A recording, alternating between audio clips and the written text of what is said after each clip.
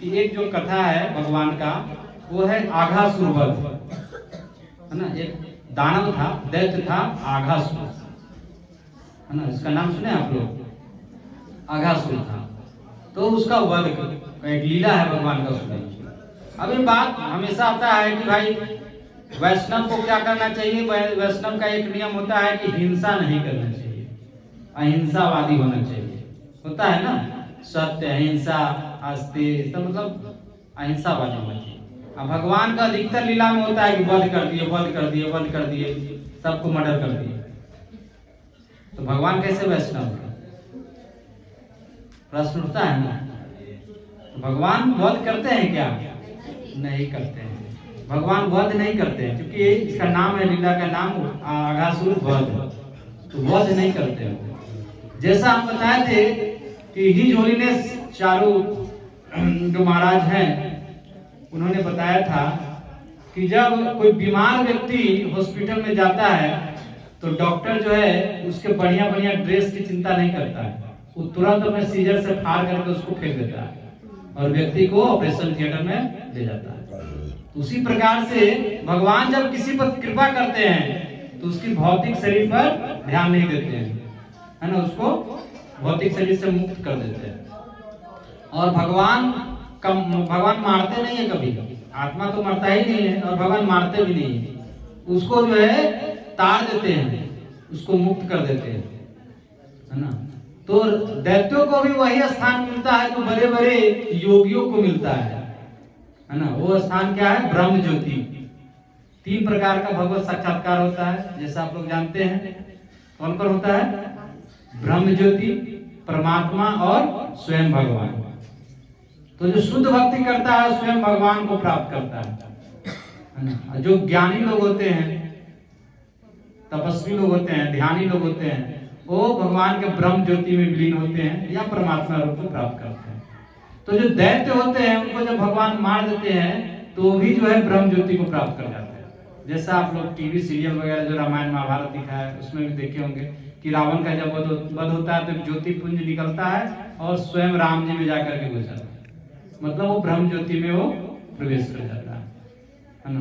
तो भगवान उसको भी मुक्त कर देते हैं, है ना। तो यहाँ पर हम लोग जो कथा सुनेंगे वो है अघासुर वध।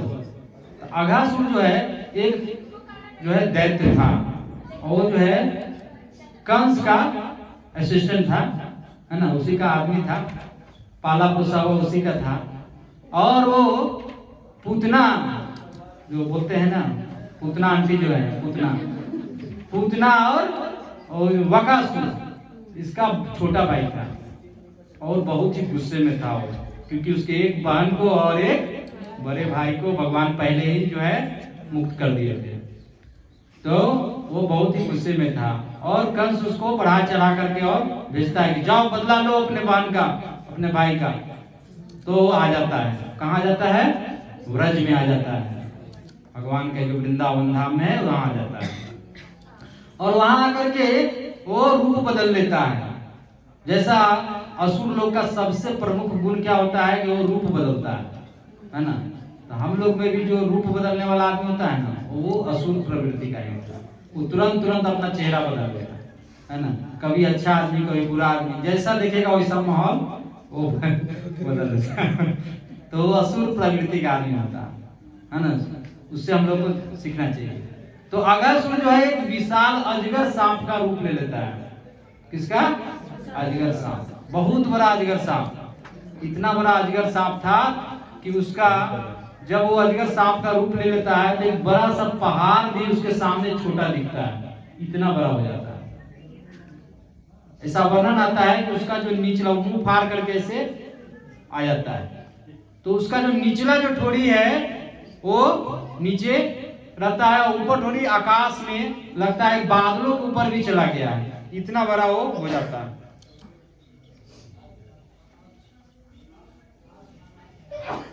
देखिए चित्र आप लोग नहीं देखे होंगे, इस्कॉन का पेंटिंग बहुत जबरदस्त रहता है, इसमें दिखाया है ना। ये वाला, ये वकासुर आघासुर कितना बड़ा है ना। ये सीरियल जो देखे होंगे कृष्णा, उसमें भी दिखाया था, है ना। इतना बड़ा नहीं दिखाया, इतना बड़ा दिखाया। इतना बड़ा था कि वो किसी पहाड़ की गुफा समझ में आ रहा था। क्या आ रहा था? पहाड़ की गुफा समझ में आ रहा था, है ना। तो एक बार होता क्या है, तो अगासुर का हम वर्णन बता दिए, शुरुआत कैसे होता है लीला का, कि एक बार भगवान जो है, उसमें भगवान की उम्र जो थी वो 5 वर्ष के करीब थी। 5 वर्ष पूरा नहीं हुआ था, मतलब ये जो लीला है वो बाल्य लीला का है। 5 वर्ष के लगभग थे भगवान, 5 वर्ष पूरा नहीं हुआ था। तो 5 वर्ष के करीब में भगवान जो है एक बार पिकनिक का प्लान बनाते हैं, है ना। बच्चा का बर्थडे है, तो देखिए भगवान जो है सब भगवान भी पिकनिक मना देते हैं। तो प्लान किए, उनके हजारों जो है गोप सखाए थे, तो सबके साथ प्लान किए कि कल हम लोग जो चलेंगे जंगल में, वन में जाएंगे और अपना अपना कलेवा लेकर जाना है। कलेवा समझते हैं ना? टिफिन, मतलब वहां फीस्ट बनाना नहीं है, लेकर जाना है अपना, है ना। और इस्कॉन भी नहीं है वहां की प्रसाद मिलेगा, अपना अपना बांध कर जाना है झोरा पर। और अपने अपने बाछी जो होता है, बाछी बच्चा, उसको भी ले जाना है, बछड़ों को भी, क्योंकि भगवान को उस समय तक गाय चराने का अनुमति नहीं मिला था, उसका उम्र नहीं था उनका। जो छोटा बालक रहता है बाल्यावस्था में, पौंड्रावस्था में, तो उसको बछड़ा ही चराना रहता है। तो अपने अपने बछड़े को लेकर के जाना है, मतलब ये प्लानिंग की है सारे साथियों के साथ। और सब तैयार हो गया, और कल सुबह सुबह एकदम ब्रह्म मुहूर्त में उठ के मंगला आरती कर करके जो है और अपना अपना झोला उठाए। सब झोला में जो पकवान बना हुआ, सबकी मैया जो है तरह तरह की पकवान बांध करके दे देती है, और अपना अपना बछड़ा जो है खोलते हैं। और एक एक गोप के पास जो है हजार हजार बछड़ा कम से कम था, और गोपों की भी संख्या 1000 से ऊपर थी, ऐसा वर्णन आता है। तो समझिए कितने बछड़े होंगे, और हजारों गोप भी थे, मतलब उनके फ्रेंड्स। और वो चले जाते हैं वन में, वृंदावन के गहन वन में चले जाते हैं, पहाड़ों के बीच। और वर्णन आता है, बहुत ही अच्छा वर्णन आता है, कैसे बच्चा लोग जैसे अभी करता है ना पिकनिक वगैरह जाने पर, उसी तरह का वर्णन। अच्छा देखिए, कथा जैसे सुनते हैं ना हम लोग, तो कथा भगवान का जब हम लोग सुनते हैं, खास करके सब बाल लीला है सब, तो उसको मतलब कहानी के रूप में नहीं लेना चाहिए। होता है ना आजकल कहानी भी आता है, टेल्स आता है ना, अरेबियन टेल्स वगैरह, तो ऐसा नहीं सुनना है। कैसा सुनना है? आपके सामने इमेजिनेशन होना चाहिए, फोटो बन रहा है सबके सामने, यहाँ पर चलना चाहिए पिक्चर ऐसे कि हाँ ऐसे गए थे भगवान, है ना, भगवान ऐसे जा रहे हैं, कैसे बच्चा लोग जाता है, उछलते कूदते सारे जो है गोप बालाएं जा रहे हैं, और भगवान उसको लीड कर रहे हैं सबको। सब कृष्ण के पीछे पीछे दौड़ते हैं, है ना, तरह तरह के पेड़ों पर चढ़ते हैं, फल को तोड़ते हैं, खाते हैं, जहाँ कुंड मिलता है वहीं डुबकी लगा देते हैं, इस झील में, उस तालाब में, सब जगह तक जो है जैसे बच्चे आज के करते हैं, उससे कम नहीं थे भगवान। भगवान उसमें मतलब सब सर्वश्रेष्ठ है बाल लीला करने में। तो हर तरह का जो बदमाशी जो होता है वो करते हुए, इसका फल तोड़ते हुए, उसका झांकते हुए वो जा रहे हैं, है ना। और जाते जाते वन में जब पहुंचते हैं, तो वहाँ बच्चों को दिखता है पहाड़ की गुफा। सांप नहीं दिखता, ये तो हम बता दिए कि सांप, पहाड़ की गुफा दिखता है। तो बता रहे देखो देखो कन्हैया, वो देखो कितना बड़ा पहाड़ है, बहुत बड़ा पहाड़ है, और उसका गुफा देखो, उसमें घुसने वाला भी रास्ता है। हम लोग चलो यार घुसते हैं इसमें, है ना। इस तरह से बच्चा लोग भी करता है ना एडवेंचर, क्या इस पर चढ़ के देखते हैं। तो बोला कि देखो कितना बड़ा पहाड़ है, इसका कितना बड़ा गुफा है, देखो, है ना। इसका गुफा का देखो, इसका जो ऊपर वाला गुफा का मुंह है वो आकाश को छू रहा है, बादल के भी ऊपर जा रहा है, और नीचे वाला जो है वो बहुत बड़ा जो है वो मंच टाइप का लग रहा है, मतलब ऊंचा स्थान होता है ना, इस तरह से लगा, टीला लग रहा है ना। और ये देखने में, जानता है इसका आकृति कैसा है इस पहाड़ का, इसके देखने में आकृति अजगर सांप जैसा लग रहा है। सांप समझ रहे हैं, लेकिन ओरिजिनल नहीं कि हाँ अजगर ही है, ऐसा नहीं। पहाड़ है लेकिन अजगर जैसा पहाड़ है ना, ऐसा नहीं कि अजगर है लेकिन पहाड़ का रूप पकड़ा, ऐसा नहीं। पहाड़ है लेकिन अजगर जैसा है। और इसका जो दांत है ना, वो दांत जो है बड़े बड़े जो संगमरमर का पिलर जैसा लग रहा है ना। और इसका जो जीभ है वो किसी राजमार्ग की तरह लग रहा है, रोड की तरह, चौड़ा सा और लाल रोड था, मतलब लाल रहता है थोड़ा गुलाबी, कि उस तरह से लाल पथ दिख रहा है ना। तो इस तरह से वो गोप बाला वर्णन कर रहे हैं, कृष्ण को बता रहे हैं। और कृष्ण भगवान तो जान रहे थे कि कौन है यहाँ आया हुआ है और कुछ करना होगा इसका, लेकिन वो धैर्य रखे हुए हैं। बच्चों लोग जो है एंजॉय कर रहा है, सभी एंजॉय कर रहे हैं। और करते करते वो लोग बात करते करते जो है घुस जाता है उसमें। वो जीभ के माध्यम से जैसे सीढ़ी जैसा वैसे ऐसे जीभ निकाले रहता है, तो जीभ पर ऐसे चढ़ते हुए है ना वो चढ़ जाता है गुफा में। और उसके बाद बोलता है, सब लोग बोलते हैं अरे देखो देखो बहुत दुर्गंध आ रहा है इस पहाड़ के अंदर, गुफा के अंदर से, जैसे लग रहा है कि कोई मछली उछली खा करके फेंक दिया है, कोई मांस मछली खा करके फेंक दिया, वैसा दुर्गंध आ रहा है। सही दुर्गंध आ रहा था ना, अजगर है तो खाया रहा होगा कभी भी, तो बहुत देर से पचाता है, बहुत देर से भी खाता है, तो महक भी रहा था। लेकिन ये लोग ओरिजिनल नहीं समझ रहा है, समझ रहा है कि पहाड़ के अंदर से ही ये दुर्गंध आ रहा है मछली का और मांस का। और करते करते वो अंदर की ओर जा रहा है, सब देखते हुए, देखो इसका ये पिलर कितना अच्छा है, व्हाइट व्हाइट है, चिकना चिकना है ना, इसका मुंह का जो आकृति है कितना सुंदर है, छूते हुए सब जा रहा है। अब हाथ नहीं चल रहा, इतना बड़ा गुफा की तरह है, लग रहा है लोगों को कोई मनोरंजक जगह है।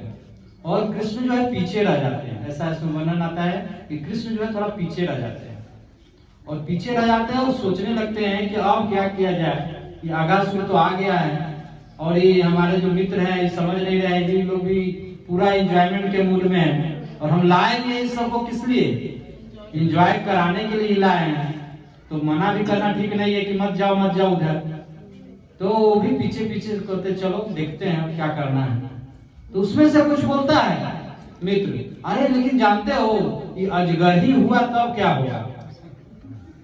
तब उसमें जो है कुछ मित्र बोलते हैं, अरे अजगर होगा तो क्या होगा, अपना कान्हा है ना पीछे, कुछ ही दिन पहले ना बकासुर को मारा है। इस पर बोलते हैं हमारे है ना बाबा और मैया बोलती है कि जो है इस पर देवी देवता की कृपा है, नारायण का कृपा है इस पर, कान्हा पर आशीर्वाद दिए हुए हैं नारायण इसको, किसी को भी मार सकता है। मतलब वो लोग ये नहीं जान रहा है कि नारायण की उत्पत्ति तो इसी से हुआ है, इसी बालक से हुआ है ना। वहाँ कोई भी जो ब्रज में नहीं जानता है कि कान्हा जो है पूर्ण पुरुषोत्तम भगवान है। हाँ इतना जानता है कि हाँ इस पर जो है ना कि कोई विशिष्ट बालक है, क्योंकि इतना को मार चुके थे तब तक, तो इतना लगता है कि नहीं कुछ है, सुपरमैन टाइप है, कुछ एनर्जी है इसके पास, है ना। तो वो कहते हुए देखिए यहाँ आचार्य बता रहे हैं कि कन्हैया पर कितना विश्वास था गोपालाओं को, कि कोई भी संकट आएगा तो कन्हैया जो है वो हम लोग को बचा लेगा।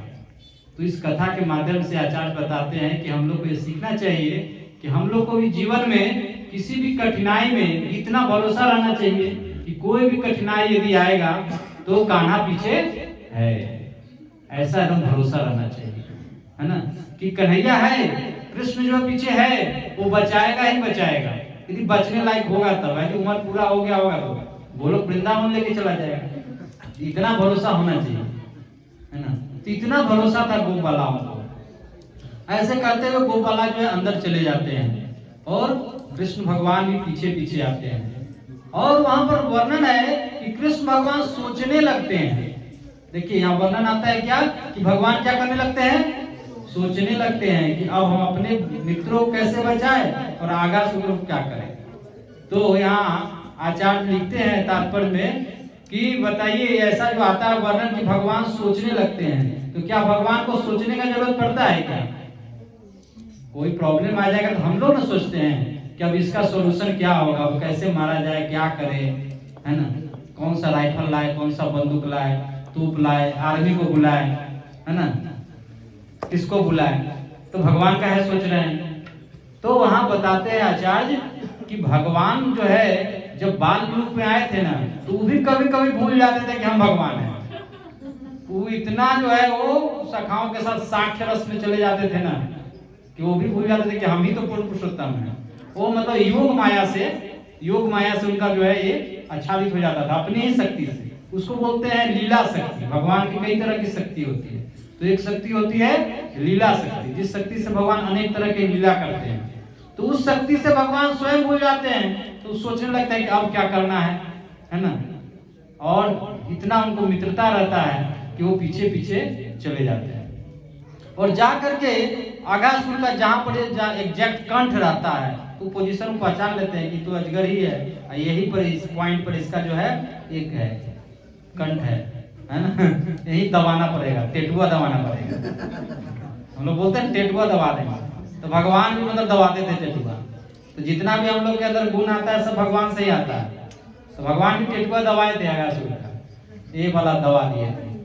तो अघासुर के इस पॉइंट पर जाकर के खड़े हो जाते हैं और उनके मित्र थोड़ा आगे चले जाते हैं, सारे बछड़े भी अंदर चले जाते हैं। समझ जाइए कितना बड़ा था अघासुर, इसीलिए हम पहले बछड़ों की संख्या बताए थे। अब इमेजिन करिए कि कितना बड़ा वो रहा होगा।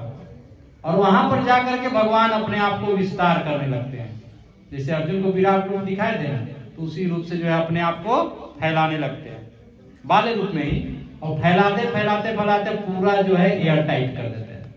एयर टाइट समझते ना, एयर टाइट, ना हवा निकलेगा ना जाएगा। अब जो है उस अघासुर को पता चल जाता है कि अब जो है मेरा अंत आ गया है।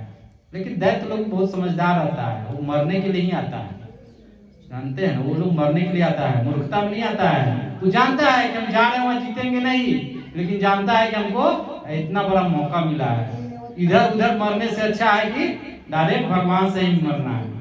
तो ये सोच करके आता है कि हम लोग से उतना पुण्य तो होगा नहीं, दानव है, दानव परिवार में जन्मे, रोज मांस मछली खा रहे हैं, तो इससे अच्छा है कि कुछ ऐसा करो कि भगवान ही मार दे और सीधे जो है ब्रह्म ज्योति मिल जाएगा, मुक्त हो जाएंगे। तो भगवान वहां पर पूरी तरह से एयर टाइट कर देते हैं, इतना बड़ा करते हैं, इतना बड़ा अपने आप को करते हैं कि उसकी पूरी तरह से कंठ जो है वो अवरुद्ध हो जाती है। और कितना देर रुक सकता है जी, हवा रुकने से, श्वास रुकने से 2 मिनट 3 मिनट, उतने में जो है वो खत्म हो जाता है। और ऐसा वर्णन आता है कि उसका जो है फट जाता है यहाँ से ब्रह्मरंध्र से, जो उसका जो है ज्योति के रूप में उसका प्राण जीव जो है जीवात्मा निकल जाता है, और निकल करके वहां पर कहीं चला नहीं जाता है। ऐसा वर्णन आता है कि वहीं पर सामने में खड़ा रहता है वो ज्योति, है ना। और भगवान अंदर जाते हैं, तब फिर बालक बन जाते हैं उसमें। जब वो जानते हैं कि अभी इसका काम हो गया, तो फिर से वो 5 साल का बच्चा बन जाते हैं और जाते हैं अंदर के। अब वो सब कहाँ गया, अंदर कहाँ तक चला गया, घुस गया। तो अंदर जाते हैं तो देखते हैं कि सब जो बेहोश पड़ा हुआ है। अंदर में जब एयर टाइट किए तो वो लोग भी सब बेहोश होगा कि नहीं होगा, और महक भी आ रहा था, तो उससे वो मूर्छित हो गया, मरा नहीं था, मूर्छित हो गया सब, तो बेहोश हो गया, ऑक्सीजन की कमी हो गई और दुर्गंध ज्यादा था उसके पेट का ना। तो भगवान जो है फिर वहां पर सभी को जिंदा करते हैं, मतलब होश में लाते हैं। तो कैसे लाते हैं? ऑक्सीजन, मतलब ऑक्सीजन पाइप लगाते हैं क्या, पता नहीं क्या, आईसीयू में जो लगाते हैं नाक में नेबुलाइजर, तो वो नहीं लगाते हैं। आचार्य बोलते हैं कि नेबुलाइजर लगाने की जरूरत नहीं था उनको, चाहे 108 पर डायल नहीं करना था कि एम्बुलेंस भेजिए फटाफट, यहाँ हजारों लोग बेहोश पड़ा हुआ है, फटाफट आरोग्य अस्पताल लेके जाना है, ऐसा नहीं है। भगवान सिर्फ क्या करते हैं ना, अपने नजरों से उसको देखते हैं, और नजरों से देखने का आप लोग इमेजिन करिएगा, कथा मतलब कहानी को नहीं लेना। भगवान जो है नजरों से देखते हैं अपने मित्रों को, ऐसे देखते हैं, और बोला जाता है कि चक्षु अमृत है, भगवान के जो आंख से अमृत जैसा निकलता है, और सभी बालक जो है वो होश में आ जाते हैं। तो यहाँ पर बताते हैं तात्पर्य में प्रभुपाद आचार्य बताते हैं कि भगवान के नजरों के सामने सिर्फ खड़े हो जाने से सारा दुख दर्द पाप ये सब कट जाता है, सब खत्म हो जाता है। लेकिन उस भाव से खड़ा होइएगा तब कि सामने जो है भगवान है, और उनके आंख के सामने सिर्फ खड़ा होना है, वो सिर्फ देख देंगे ना ठीक से तो सारा खत्म हो जाएगा, सारा बंधन खत्म हो जाएगा, सारा दुख दर्द खत्म हो जाएगा। कोई योग करने का, कोई तपस्या करने का, कोई बड़ा बड़ा यज्ञ कराने का, इस सब को कोई जरूरत नहीं है। सिर्फ क्या होना चाहिए, भगवान का दृष्टिपात एक बार पढ़ना चाहिए, उस भाव से जाना है भगवान के पास कि हम अपने आंख से क्या देखें। आप हम लोग तो देख नहीं पाते, बैक्टीरिया नहीं देख पाते, बहुत बड़ा चीज नहीं देख पाते हैं। भगवान आप हमको देखिए, हम आए हुए हैं, हम आपका दास जो है, दीन जो है, आए हुए हैं। यहाँ आचार्य बोलते हैं कि भगवान जो है भक्त वत्सल है। क्या है? भक्त वत्सल है। तो भगवान भक्त पर क्या करते हैं? कृपा करते हैं, उसके माँ बाप हैं। लेकिन कब कृपा करेंगे? रूपा जी लिखते हैं तात्पर्य में, कब कृपा करेंगे? जब हम अपने आपको भक्त बनाएंगे तब ना। तो हम लोग तो भक्त हैं नहीं, हम लोग तो क्या है, भक्त का ड्रामा कर रहे हैं, नहीं तो अभक्त है। यही दो चीज, अभी भक्त बने नहीं, या तो अभक्त है और नहीं तो भक्त बनने का ड्रामा कर रहे हैं, प्रैक्टिस कर रहे हैं। तो भक्त बनेंगे तब भक्त वत्सल हम लोग को कृपा करेंगे। भगवान दीन बंधु भी हैं, दीन दयाल हैं, दीनों पर दया करते हैं। लेकिन दीन अपने आप को हम लोग समझेंगे तब ना। दीन का मतलब क्या होता है? गरीब, एकदम भिखारी, कुछ नहीं है, उसको दीन बोलते हैं। असहाय, तो हम लोग तो मानते ही नहीं। हम लोग सोचते अरे हमारा तो ये नौकरी है, हम टीचर हैं, हम प्रोफेसर हैं, हम डॉक्टर हैं, है ना, हमारे पास 10 गो रिलेटिव है ना, भाई है, भतीजा है, साला है, सब है, मेरा कुटुंब है। तो कहाँ आप दिन समझ रहे हैं? दिन समझ रहे हैं अपने आप को? नहीं। तो कैसे दीन बंधु होंगे भगवान? दीन दयाल तो होंगे नहीं। पूरी तरह से दीन बनना होगा, सोचना वो कोई है ही नहीं, असहाय है, तब कृपा करेंगे। फिर भगवान लेकिन जानते हैं इतना, फिर आचार्य लिखते हैं उसमें, बताते हैं कि इतना टेंशन में आने की जरूरत नहीं है। टेंशन आ गया ना, टेंशन हो गया, कह रहे भक्त भी नहीं है, दीन हम अपने आप समझते नहीं, तो कैसे होगा? तो भगवान जो है जगन्नाथ भी है। क्या है? जगन्नाथ। जगन्नाथ का मतलब क्या होता है? जगत का नाथ, लॉर्ड ऑफ यूनिवर्स, पूरा यूनिवर्स का मालिक है, राजा है, किंग ऑफ यूनिवर्स। और किंग का काम होता है, राजा का काम होता है हर प्रजा पर ध्यान देना। तो उस मूड में हमको जाना है कि भगवान आप तो जगन्नाथ है, तो आप राजा हैं और आपका कर्तव्य बनता है कि प्रजा का जो है कृपा करिए। तो करेंगे भगवान। इसीलिए जगन्नाथ जी का जो है आंख जो है क्या है? बड़ा बड़ा है, वो सबको देखते हैं। तो इस तरह से कहा गया है कि भगवान की नजरों के सामने जाना चाहिए, है ना। आचार्य इसमें लिखते हैं कि कहीं भी जाइए, किसी भी कार्य में जाइए, जितनी बार हो सके, यदि घर में फोटो है या बगल में मंदिर है तो वहां जा करके जो है भगवान के सामने अपना अटेंडेंस दीजिए, यस सर आ गए, और उनकी नजर से नजर मिलाइए कि मतलब हम आ गए, देख लीजिए हमको। तो उनका नजर का जो अमृत है, जो चक्षु अमृत यदि पड़ गया तो सारा जो है दुख दर्द जो है मिट जाएगा, कोई भी अनिष्ट आपके साथ, हम लोग के साथ नहीं होगा। ऐसा प्रभुपाद बताते हैं। फिर आगे क्या हुआ कि जब बच्चे गोप वाला है होश में आ गए, सब बछड़े आ गए, सब होश में आ गया, बाहर आ गया, तो वहां पर लिखा हुआ है कि जो ब्रह्म ज्योति जो था ना, वो जो ज्योति था वो वहीं पर इंतजार कर रहा था। वो जैसे ही कृष्ण उस बालक रूप में वो निकले बाहर, कन्हैया वो उनके शरीर में प्रवेश कर गया। तो यहाँ पर वो बताया जा रहा है कि शास्त्रों में प्रमाण है कि जो दैत्य दानव भी मरते हैं तो उनको ब्रह्म ज्योति का स्थान प्राप्त हो जाता है। भगवान इतने कृपालु है ना, किसी को नरक नहीं भेजते हैं कि जाओ तुम दोस्त, तुमको मारते हैं, आज के बाद तुम जो नरक में पड़े रहो, नहीं। जैसे भगवान का स्पर्श होगा तो वो कहाँ चले जाएंगे? वो भगवान में चले जाएंगे, भगवान को प्राप्त कर लेंगे। उसके बाद सारे देवी देवता वहां पर आ जाते हैं और सभी पुष्प की वर्षा करने लगते हैं, है ना। ब्रह्मा जी भी आते हैं।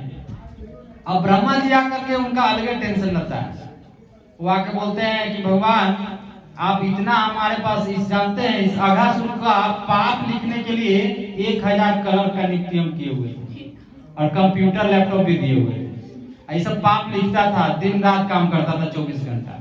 अब हम सोच रहे थे कि जब ये मरेगा इसको कौन नरक में भेजे कि नया नरक हमको बनाना पड़ेगा। और आप क्या किए? सारा मेहनत पर पानी फेर दिया। आप तो इसको ब्रह्म ज्योति में भेज दिए, जिसके लिए हम लोग इतना तपस्या करते हैं, और आप इसको जो है ब्रह्म ज्योति भेज दिए। मतलब ब्रह्मा जी कंप्लेन करते हैं एक तरह से भगवान, ऐसा बताते हैं आचार्य। तो भगवान इतने दयालु है ना, कि वो यदि अब पापी भी है और भगवान का स्पर्श हो गया, भगवान का नजर पड़ गया तो व्यक्ति मुक्त हो जाएगा। उसके बाद देवी देवता उन पर पुष्प बरसाते हैं, पूरी तरह से भगवान की स्तुति की जाती है, कीर्तन किया जाता है ना। और सारे जो बछड़े हैं और गोपालाएं हैं सभी जो है होश में आ जाते हैं, सभी बाहर आ जाते हैं। तो इस तरह से इस कथा के माध्यम से हम लोग ये सीखते हैं कि हम लोग को भगवान पर भरोसा करना चाहिए। है ना, और भगवान के नजरों के सामने अपने आप को अटेंडेंस देना चाहिए। और इसमें आचार्य जी लिखते हैं कि देवी देवता जब पुष्प की बारिश करते हैं तो भगवान को हम लोग को भी फूल चढ़ाना चाहिए, श्री विग्रह की पूजा करनी चाहिए। अघासुर इसलिए मुक्त हो गया क्योंकि भगवान स्वयं उसके पेट में घुस गए, है ना, इसलिए वो मुक्त हो गया। तो हम लोग भी एक तरह से असुर है, हम लोग के अंदर भी असुर आत्मा जो है ना, वो असुर चेतना है। तो भगवान को अपने अंदर प्रवेश कराना है ना। तो कैसे प्रवेश होंगे भगवान?